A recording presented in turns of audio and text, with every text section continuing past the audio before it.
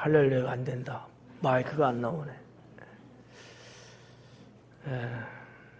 우리 권찰님들은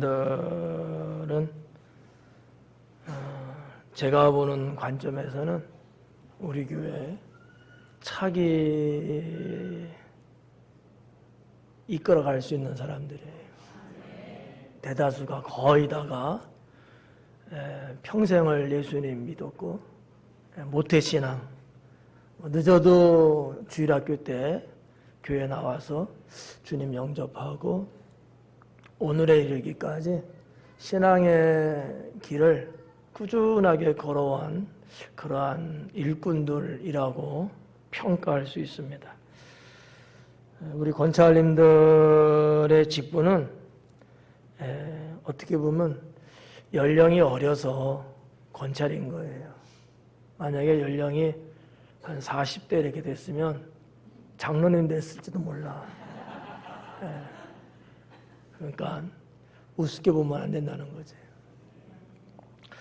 어떻게 보면 믿음의 자녀들과 같은 그러한 부류의 사람이 우리 권찰님들이고요. 또 이들의 또 후배들이 또 계속해서 성장하면서 우리 교회 향후를 짊어져갈 일꾼이요 주인이라고 믿습니다. 그때쯤 되면 저는 이미 그렇게 되겠죠. 뭐 목사의 소망이라면 주의 몸된 교회가 건강하게 이어져 나가면 좋겠다. 근데 과연 이 신앙의 영적 기조를 누구들이 이끌어갈 수 있을까라는 게 뭐 걱정 아닌 걱정이라고 할까요? 그런 기도 제목이 여전히 남아 있습니다. 바라기는 우리 권찰님들이 좋은 신앙을 물려받아서 당진 순복음교회가 여러분의 자녀들에게도 이어지고, 그래서 보다 더 당진 지역을 복음화시키고 더 많은 영혼을 구원할 수 있는 그러한 주인공이 될 수 있기를 축원합니다. 오늘 에베소서 4장에 있는 말씀을 가지고 권찰의 신앙이란 제목의 말씀을 전할 텐데, 권찰님들은 권찰의 신앙이고요, 집사님들은 집사의 신앙이고요, 장로님들은 장로의 신앙이고요, 또 권사님은 권사의 신앙이고, 이렇게 자기 직분에 이렇게 연결시켜서 말씀을 들으시면 훨씬 더 은혜되지 않을까 이렇게 생각되고요. 몇 가지를 전하면, 먼저 13절서부터 15절까지 있는 말씀을 보면 여러분이 너무나 잘 알고 있는 말씀이에요. 우리 예수님의 장성한 분량에 이르기까지 자라나야 된다라고 하는 사도 바울의 가르침이죠. 이것은 모든 성도들에게 다 해당되는 거예요. 왜냐하면 우리는 주님의 그 장성한 분량이 이르기까지 아직 이르지 못했거든요. 그러니까 여기 있는 목사도 또 우리 권찰님들도 그리고 성도 여러분들도 다 한결같이 주님의 그 최고의 장성한 분량까지는 나아가야 되는 거죠. 그러기 위해서 어떤 것들이 필요할까 몇 가지 전하려고 합니다. 첫째는 성장하는 신앙을 가져야 합니다. 특히 우리 권찰님들은 성장하는 신앙을 좀 가져라 이렇게 권하고 싶어요. 초두에 뭐 모태 신앙이고 또 어릴 때부터 믿었다면 아마 지금 나이로 따지면 적어도 20년 이상씩은 다 됐고요. 또 여기 목회자 자녀가 3명이나 있어요. 그러니까 어느 누구하고 견줘봐도 전혀 손색 없을 만큼 상당히 포메이션이 잘 되어 있는 그러한 분들이에요. 그러니까 무슨 얘기냐면 기본적으로 신앙의 분위기라든지 환경이라든지 문화라든지 이런 거를 이미 갖춰 있는 사람들이라는 얘기예요.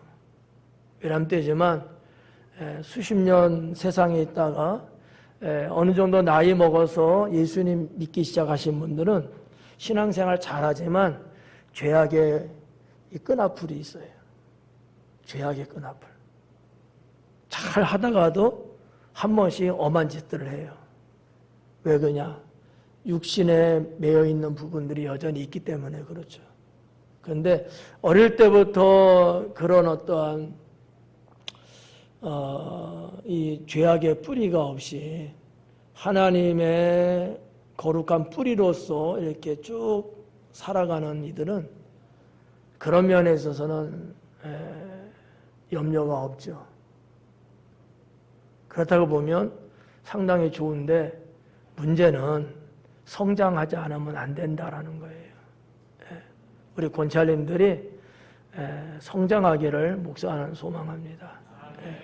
여러분들의 기반은 잘 되어 있지만 그러나 이 성장이라고 하는 이 측면에서는 여전히 미숙하다는 거죠. 이 부분을 말씀드리는 겁니다. 성장하는 신앙을 갖지 못하면 안 된다라는 거죠. 아마 어떻게 보면 지금은 괜찮을지 몰라도 여러분들이 이 교회의 중심이 될 때는 이 교회가 무너질 수 있어요. 왜? 여러분이 성장하지 못한 신앙이 된다면. 지금은 교회가 무너지지 않고 더 앞으로 향후를 향해서 나아갈 수 있습니다. 여러분들이 우리의 연령층으로 약 앞으로 한 20년 정도 더 지난 다음에 여러분의 신앙이 성장하지 못한다면 교회는 무너집니다. 그런 맥락에서 여러분들은 신앙이 성장할 수 있어야 합니다. 성장하는 신앙을 가져야지만이 권찰로서 또 그 이상의 직분자로서 하나님께 영광을 돌리고 또 개인적으로는 여러분의 가정에도 우리 주님의 은혜와 축복을 받고 누리며 살 수 있고 그거로 인해서 여러분의 자자손손 후대는 더 번창하고 하나님의 은총 가운데 갈 수 있다고 확신합니다. 자, 성장하는 신앙을 가져야 되는데 그러려면 어떻게 될까? 첫째는 말씀과 기도에 전념들 하셔라라는 거죠. 말씀과 기도에 전념해라. 이 부분은 우리 권찰님들이 부족한 부분들이에요. 이 부분이 약하다는 거죠. 그래서 목사는 이 권찰의 헌신 예배를 통해서 이거를 당부하고 싶은 거예요. 말씀과 기도가 약하면 안 됩니다. 성장할 수가 없어요.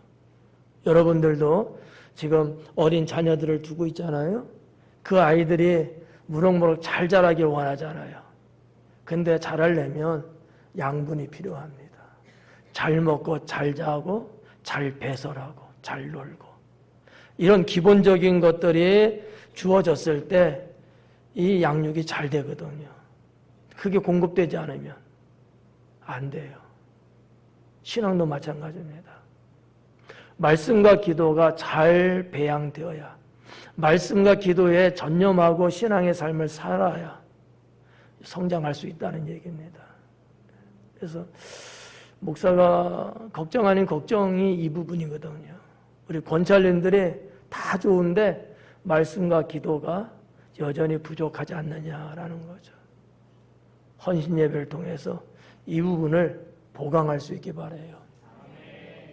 우리 사회에 얼마 전에 일어났던 아파트 붕괴 사건 기억하시나요? 참 잘 졌어요. 겉모양 좋죠. 거기에 좋은 자재들 다 들어갔죠. 그런데 웬일이에요? 지하 주차장의 지붕이 무너져 내리고요. 이런 것들을 조사해 보니까 수없이 많은 아파트들이 그런 형태로 지어졌다라고 하는 것이죠. 그러면 이거 다 허물어야 될까? 그건 너무 어려운 얘기죠. 그래서 뭐를 한다는 거예요? 보강 작업을 하겠다는 거예요. 왜냐하면 이 기둥이 있고 그 다음에 그 기둥을 떠받치고 있는 건물이 있는데 이게 튼튼하려면 석가래가 가져와야 돼요. 예. 건축 용어로 말하면 하리가 이렇게 간다. 일본 말이지만 이렇게 쭉 가는 게 있어야 돼요. 근데 이게 없다는 거예요. 약할 수밖에 없죠. 그래서 그거를 받칠 수 있는 보강 작업을 하겠다고 이야기합니다. 그러면 상당 부분은 아마 보충이 될 겁니다. 근데 이게 얼마나 시간도 돈도 들어가는 거예요. 처음부터 잘했으면은 얼마나 좋아요. 우리 권찰님들이 신앙생활 하는데 이런 부분들이 잘 되어 있어야 된다는 거지. 말씀과 기도가 떠받들어주지 않으면, 말씀과 기도가 기초가 되어지지 않으면, 그냥 누가 볼 때는 좋아 보일지 몰라도 그거는 위험하고요, 무너질 수밖에 없습니다. 여러분들이 지금은 신앙생활 나름대로 한다고 하잖아요. 그런데 제가 볼 땐 그렇지 않아요. 여기저기 보강해야 될 부분들이 많이 있어요. 이런 말을 들으면 기분이 조금 떨어질는지도 몰라요. 나 열심히 하고 있는데, 나 잘 믿고 있는데, 물론 그렇죠. 그렇지만 군데군데 무너질 수밖에 없는 부분들이 있다는 사실이죠. 말씀과 기도로 잘 갖춰져야 정말 성장하는 신앙을 가질 수 있다라고 하는 거죠. 두 가지만 말씀드린 거예요. 이 두 가지가 전체적인 것을 다 커버할 수 있는 영적인 요소라고 하는 사실이죠. 그래서 말씀을 읽는 거며, 말씀을 배우는 거며, 기도하는 거며, 기도에 하나님과 독대하고 영적인 교류를 만들어가는 거며, 이런 등등의 것들이 다 잘 되어 있어야 진정한 성장이라고 말할 수가 있습니다. 저는 개인적으로 신앙 인생 중간에 주님 영접하고 열심히 믿는 사람들 중에서 불안하다고 느껴지는 사람들이 퍼마 있다고 봅니다. 우리 목회자들도 그래요. 좋은 날 다 세상에서 보내다가 어느 날 나이 먹어서 은혜 받고 그리고 목사님이 된다고 됐어요. 이런 분들의 대다수가 중도에 하차하고 목회는 하는데 교회가 세상적으로 흘러가는 경우가 많습니다. 왜요? 쓴뿌리가 여전히 있기 때문이죠. 이 부분을 다 긁어내야 되고 이 부분이 다 하나님의 거룩한 것으로 채워져야 되는데 은혜 받을 땐 되는 것 같아요. 늘 은혜 속에 못 사는 겁니다. 그러다 보니까 어떻게 돼요? 거기를 죄악으로 메꾸게 됩니다. 여러분, 우리의 그 가옥 문화, 주택 문화를 보면 이렇게 모든 음식물이든지 쓰고 남은 뭐 옷수라든지 이런 것들이 빠져나가는 것들이 있잖아요. 거기에서 여러분 악취가 날 수 있어요. 악취가. 근데 그것들이 다 집 안에 있다는 거죠. 옛날에는 어땠어요? 화장실 집 안에 있었어요? 집 바깥에 있었어요? 화장실 냄새 났나요? 안 났어요. 생활의 편리함 때문에 집 안으로 끌고 들어왔습니다. 편리성 때문에. 근데 이게 관리가 안 되고 이게 정비가 안 되고 여기에 청결함이 없으면 악취는 밖에서 들어오는 게 아니고 안에서 납니다. 신앙도 비슷해요. 그래서 성장하는 신앙을 가지려면 말씀과 기도에 전념해야 된다라는 말씀을 전하고 싶고요. 두 번째는 배우는 일에 앞장설 수 있기 바랍니다. 다 어른이에요. 다 자녀를 이미 낳아서 자녀들을 잘 기르고 있는 부모들입니다. 그런데요, 배우는 일에 등한히 하면 안 됩니다. 여러 가지 배우는 것들이 있지만 다른 거 다 접고 오늘 드리는 말씀은 교회 안에서 신앙적인 부분들을 배우는 데 앞장서라. 지금 보면 말이죠, 이분들의 어떤 연령층이 한참 많이 배워야 될 필요성이 있는 분들이에요. 배우는 것만큼 성장합니다. 아는 것만큼 일꾼이 될 수 있는 거예요. 우리 집사님, 권사님, 장로님 다 계시니까 이렇게 생각할 수도 있는데 그렇지 않아요. 제가 말씀에 앞장이라는 단어를 썼습니다. 배우는 자가 되라는 얘기가 아니고 배우는 일에 앞장서라는 거예요. 여러분은 그래야 되고 그럴 필요성이 있다라는 거죠. 그래야지만이 하나님의 교회를 책임질 수 있고 또 이 교회가 여러분에 의해서 더 성장하고 더 아름다운 나라가 될 수 있다는 사실이죠. 배우지 않는 자가 일꾼에 서면 말이죠. 그 조직은 부패해지든지 무너집니다.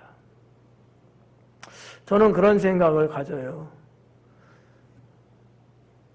주혜종 목사는 신학을 배워야 되고요. 정치하는 정치인은 정치학을 배워야 합니다. 장사하실 분은 경제를 배워야 되고요. TV 불안관에 나오는 탤런트들은 연기를 배워야 합니다.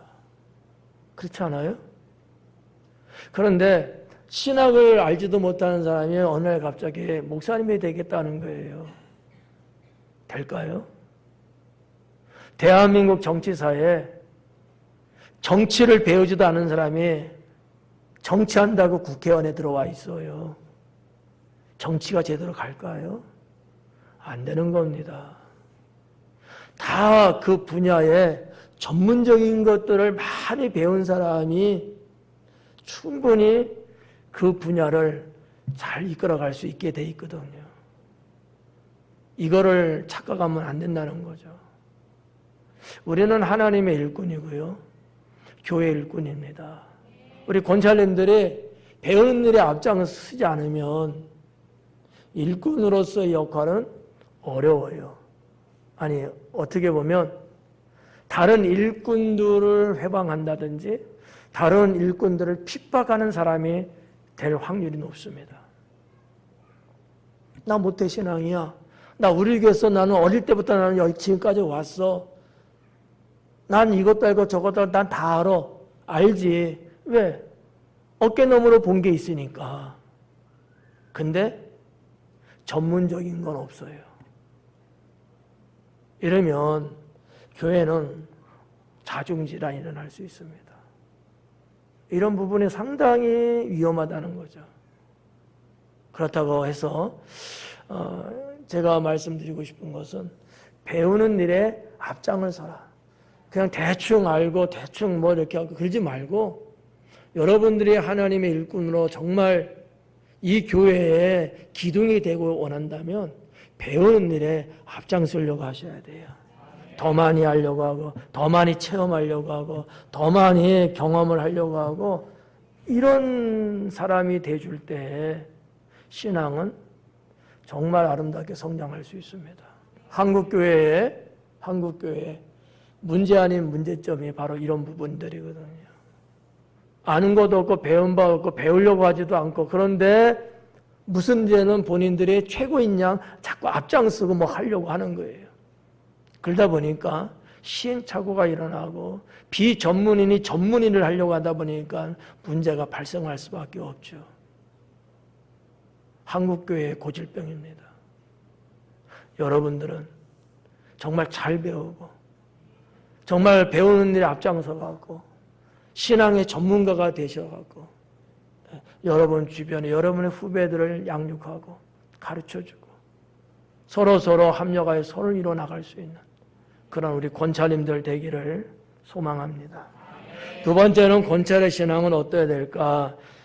영적 신앙을 갖기를 소망합니다. 영적 신앙이에요.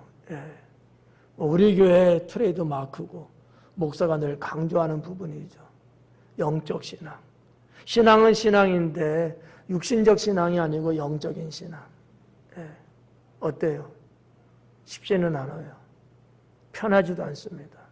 상당히 힘들 수도 있고 고난이 기다릴 수도 있고 남들은 다 그러지 않는 나만 왜 그래야 되는데 라는 의구심도 들 수 있거든요. 그렇지만 하나님이 원하는 것은 영적인 신앙인이에요. 육적인 신앙인은 하나님 나라에 아주 쓸데없는 건 아닌데 예를 들면 막대기 정도밖에 안 됩니다. 지팡이는 될 수가 없어요. 막대기와 지팡이의 차이점 이 시간 설명해 드릴 수는 없는데 여러분 아마 대충 알 거예요. 지팡이는 언제든지 같이 가는 겁니다. 지팡이는. 막대기는 일회용이에요. 땔감입니다. 쓰고 버리는 거거든요. 영적 신앙이 아니면 하나님께서 어느 날 필요해서 한번 쓸 수는 있어요. 그러나 하나님의 영원한 일꾼은 될 수 없습니다.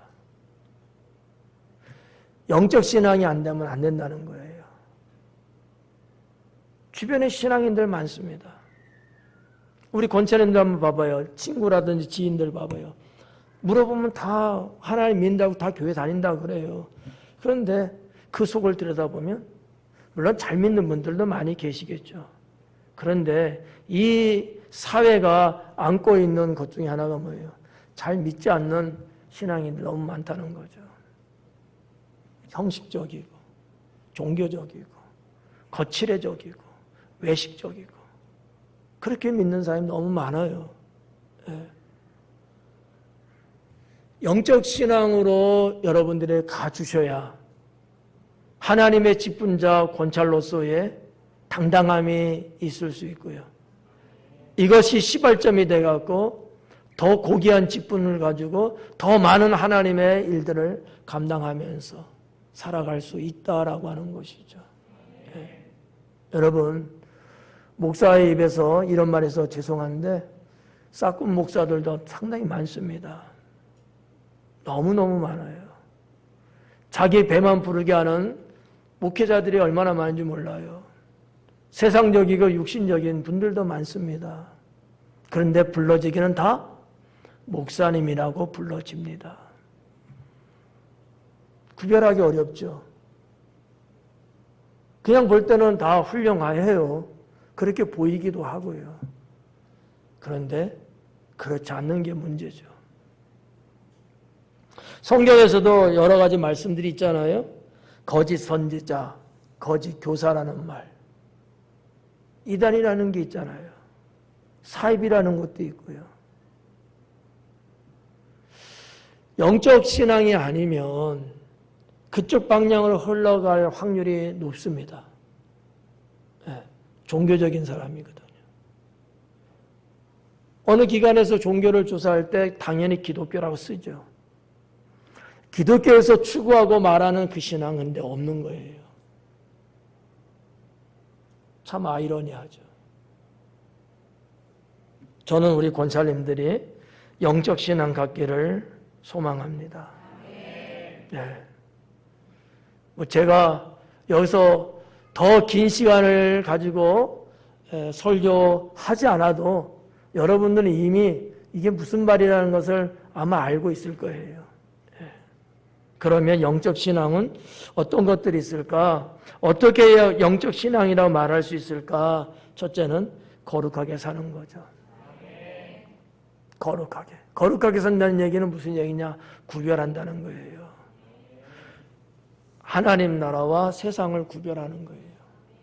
육적인 것과 영적인 걸 구별하는 거예요. 우리 하나님이 기뻐하시는 일과 사탄이 좋아하는 것을 구별하는 거예요. 거룩하게 사는 겁니다. 성지순례 가서도 어느 가이드 목사님이 하시는 말씀 중에 거룩에 대한 단어를 쓰시더라고요. 그 얘기를 들었을 때 제 마음은 안심이 좀 됐어요. 아, 저 목사님은 그래도 거룩을 이야기하시는 목사님이구나. 정말 성경적으로 살라고 말씀하시는 목사님이구나. 상당히 마음에 안도가 됐어요. 왜냐? 그렇지 않은 분이 가이드를 하고 그렇지 않은 분이 성경을 해석한다고 했을 때는 잘못된 신앙이 우리 성도들 속에 들어갈 수 있거든요. 그러지 않은 분이었기 때문에 저 속으로는 상당히 감사했습니다. 영적 신앙에는 거룩함이 있는 것이다 라는 사실이죠. 예. 우리 권찰님들이 뭐 누구도 그렇던데 그렇게 말하지 말고요. 누구는 그럴지라도 나는 거룩하게 산다 라고 하는 여러분만의 신앙이 있어야 합니다. 우리 권사님들이 아이들 아직 어리고 양육하고 있는 지금 상황이기 때문에 목사가 조심스럽게 말씀드리고 싶은 것은 내 아이를 양육하는 문제와 신앙의 거룩함을 향해서 가는 문제가 둘이 대립한다면 여러분은 무엇을 선택하시겠습니까? 에?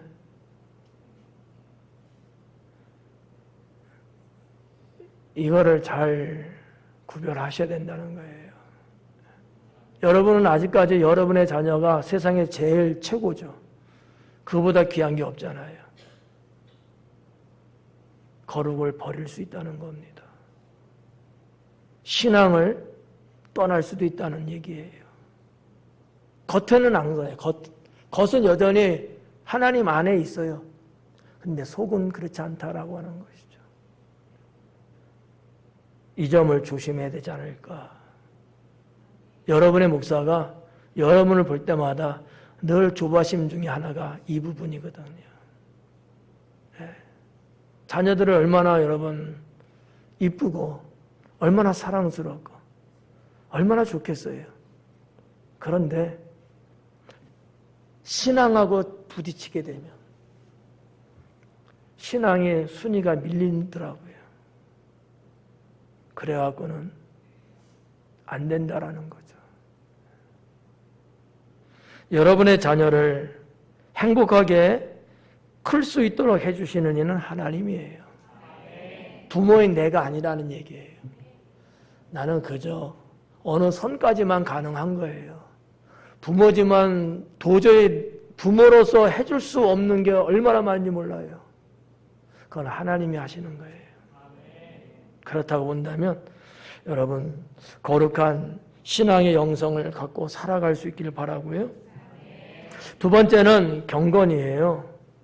늘 듣는 얘기지만 경건하게 사셔라. 아무렇게나 막 살지 말고 세상의 유행이 그리고 사람들의 삶을 지배하는 문화가 그렇게 멋있고 아름다워 할지라도 경건을 떠나서는 안 된다라는 거죠. 우리 믿는 사람들은요 하루하루 시간을 경건하게 사셔야 돼요. 천방지축으로 살면 안 되고요. 세상 5만 가지 죄악 속에서 우리가 살아가고는 있습니다마는 그걸 닮아가면 안 돼요. 거기에는 죽음밖에 없습니다. 그래서 어느 날 갑자기 경건은 어려워요.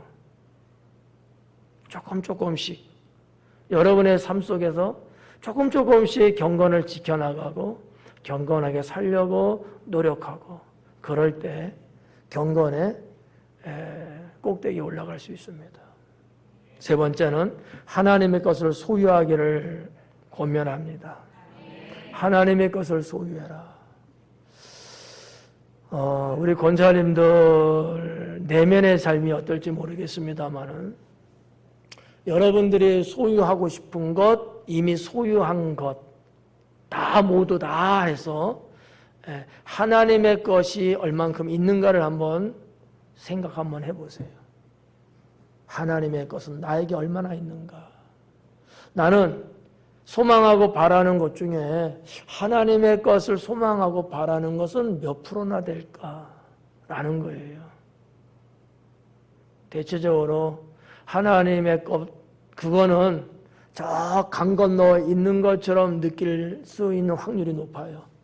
당장 눈앞에 펼쳐지고 손에 만져지고 내 귀에 들려오는 그런 것들, 이런 것들로 나를 장악하게 만들고 내가 그 속에서 살려고 나름대로 상당히 아둥바둥 하는지 모릅니다. 그러나 그것은 하나님 보시기에 그건 헛된 거예요. 하나님 것을 소유하게 되면 이 세상을 살아가는 데 필요한 것들이 하나님에 의해서 주어집니다. 그러나 하나님의 것을 소유하지 않고 세상의 것을 소유하는 거로 급급한다면 거기에는 초두에 말씀드린 것처럼 오물, 험한 냄새가 나, 악취가 납니다. 그리고 우리의 영혼은 망가지기 시작하는 거예요. 그래서 하나님의 것을 소유해라. 가장 큰 하나님의 것이라면 뭐가 있을까? 천국이겠죠. 그렇죠? 천국. 또 사도들의 말씀에 의하면 그 하나님의 것이 무엇일까? 사명이에요. 사명. 크던 작던. 그것도 하나님 거거든요. 주의를 하는 거죠. 이런 것들을 소유하려고 해야 되는 거예요. 편하게 쉬고 세상에 육신적인 엔조이하고 쾌락을 쫓아다니고 이런 거는 하나님의 것이 아니에요. 좀 듣기 어떨지 모르지만 하나님 것 중에 하나가 있는데 고난입니다. 고난. 주님을 향한 고난. 주님은 우리를 위해서 고난을 받으셨잖아요. 우리도 주님을 위해서, 복음을 위해서 고난을 소유할 수 있어야 돼요. 그래야지만이 신앙생활 하는데 버겁지가 않아요. 근데 고난을 소유 안 하려고 하는 거야. 힘든 일을 안 하려고 하는 거야. 이 사람은 신앙생활 하는데 저쪽 변방에서 사는 사람 같은 신앙의 사람이 될 수밖에 없습니다. 우리 주님은 고난을 짊어지는 자에게 영광을 주십니다. 사람의 생각으로는 참 힘들고 고통스러운 거죠. 사실 안 하면 안 할수록 좋지요. 우리 예수님도 십자가가 얼마나 고통스러운 것을 알았으면은 이 잔을 내게서 옮기시옵소서. 그러나 내 뜻대로 하지 마시고 아버지 뜻대로 되기를 원합니다. 우리 예수님조차도 고난이라는 것이 너무 힘들다는 걸 알고 계셔요. 그렇지만 그 고난을 내가 짊어졌을 때 이 세상 죄악의 영혼들을 구원할 수 있다는 것을 아셨기 때문에 주님은 그것을 소유했던 거예요. 우리도 그래야 된다는 사실이죠. 마지막 세 번째는 실천하는 신앙을 가져야 됩니다. 실천하는 신앙이에요. 실천하는 신앙. 이러쿵저러쿵 다 좋은데 실천하지 못하는 신앙은 값어치가 없죠. 특히 우리 기독교 신앙에서는 실천하지 못하는 믿음, 그거는 아무것도 아니라고 이야기하고 있지 않습니까? 그건 죽은 거래요. 죽었는데 뭘 하겠어요? 죽었는 것이. 가치가 없어요. 그렇잖아요? 여러분, 죽은 정성이 낫겠어요? 살아있는 개가 낫겠어요? 왜요? 살아있기 때문이죠. 삶과 죽음의 차이를 그렇게 옛 선인은 이야기했던 거예요. 죽어있는 믿음은 아무 의미 없습니다. 살아있는 믿음이 최고인 거죠. 그거를 성경에서는 실천이라고 이야기합니다. 실천하는 신앙을 갖길 바라요. 물론 여러분들이 지금껏 나름대로 열심히 하나님 믿으면서 뭔가 하려고 늘 애쓰고 기도하면서 실천해 온 거 주님은 아시죠. 그러나 여기서 끝나면 안 돼요. 여기서 중도에 하차하면 안 돼요. 계속적으로 실천하는 신앙을 갖고 가셔야 합니다. 자, 실천하는 신앙에 있어서 요거 한번 생각하고 마치도록 할게요. 어떤 것들이냐면 믿는 것. 하나님을 믿는 것을 실천화시켜라. 말로만 믿어요. 나 믿죠. 그러지 말고 믿는 것조차를 실천해라 라는 거예요. 거기엔 여러 가지 방법이 있겠죠. 예를 들어서 예배에 충실하다든지 아니면 성도 간의 교제에 성실하다든지 아니면 외부적으로 누군가를 내가 돕는 손길을 마다하지 않는다든지 이런 등등이 이 실천은 실천인데 내가 하나님을 믿는 믿음에 대한 실천이에요. 믿는 것에 대한 실천을 강화할 수 있기를 바라고요. 또 어떤 것이 있냐면 아는 것이에요. 실천하는 신앙 안에 아는 것을 실천해라. 아까 처음에도 살짝 언급했습니다만 아는 일에 앞장서라는 거하고 연결이 돼 있는 말씀인데 아는 것을 실천해라. 무슨 얘기예요? 알려면 여러분 성경을 많이 읽으셔야죠. 또 성경 공부를 하셔야죠. 궁금한 거 있으면 또 찾아도 봐야죠. 그것도 안 되면 목사한테 물어를 봐야죠. 아는 것을 실천하라는 거예요.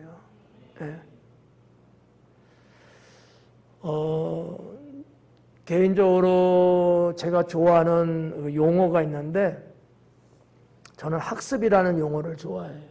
학습한다. 학습하지 않는 사람은 성장할 수 없고요. 지도자가 되면 안 됩니다.